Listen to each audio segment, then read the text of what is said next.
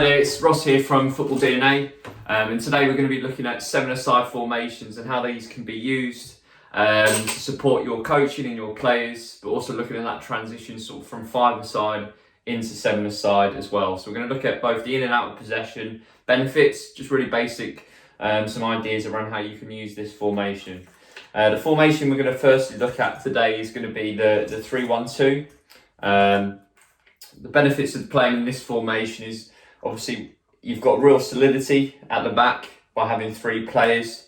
Just the same, you've got 2 players pressing and looking to attack when going forward. So it's a really well balanced formation in terms of both your defending side but also your attacking side. I think big things for me when you're looking at the in possession is when you're looking to build out from the back, naturally you're able to create width through the wing backs, and your centre back can pull off to one side again to create some support on one side, and that might be where your centre midfielder might drop in, or you may look to rotate with one of your full backs. But also if you wish to play longer or more direct, you can play into those centre forwards, and you might start talking about some basic ideas about one dropping in short and one going long. But also if they drift into wide areas, that might create space for other players to fill those gaps as well. The other thing about when you're playing a 3-1-2 in possession as well is how important that central midfield player is. We spoke a little bit a few minutes ago about them dropping off into that quarterback space to get on the ball, but they're really at the forefront of everything that you do. Whether that's supporting the front players, looking to try and get the ball from the goalkeeper, or trying to create those diamonds between the centre-back, goalkeeper and full-back. So all the time they're there trying to create those angles to switch play or to try and break lines. In terms of the out of possession work, if you're playing against yourself, say for example a 2-3-1, this formation is excellent because it allows you to go man for man, which is brilliant for teaching players about their responsibilities on 1v1 defending and winning their 1v1 duels.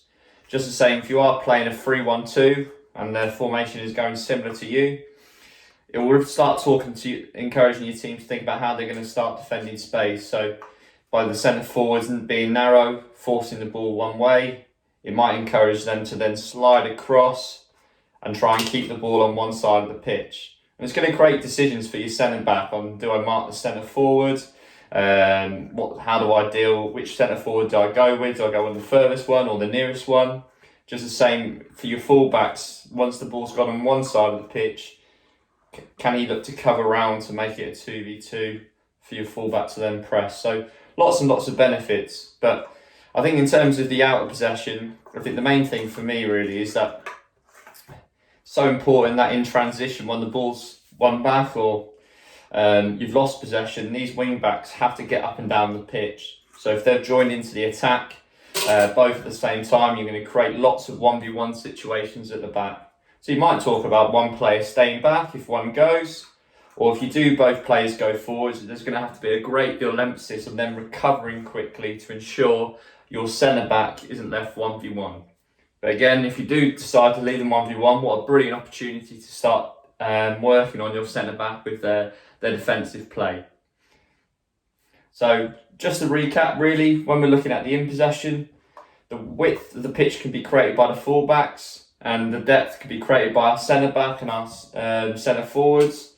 Your centre midfield is really integral in terms of how they move, whether that's between the centre-backs or looking to try and receive at different angles from your full-backs or centre-forwards to support play. And just likewise, you're talking about your centre-forwards, maybe one dropping in and one going as well. Out of possession, you can talk about either going man for man or marking space and trying to force the play one way. If you do that, talking about how the fullbacks will maybe either press or just cover round to really keep the ball on one side of the pitch as well.